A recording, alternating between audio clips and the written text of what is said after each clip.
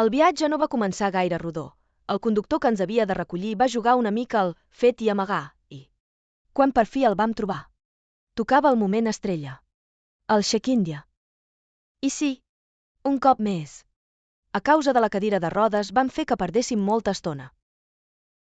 Total, que vam acabar pujant a l'avió els últims.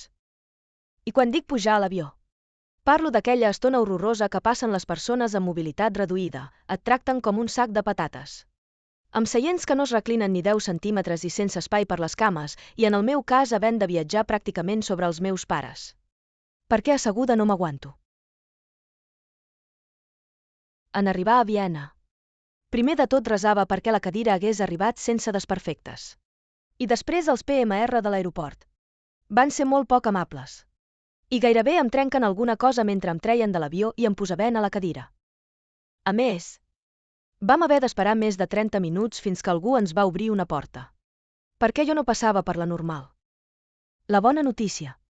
El conductor cap a l'hotel va ser un 10, atent, ajudat, una joia, sobretot després del dia que portàvem. I l'hotel Kulpingwien Central perfecte per a persones amb mobilitat reduïda.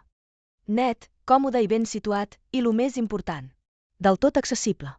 Després, sopar i tastet d'una Viena adaptada. I directe a dormir.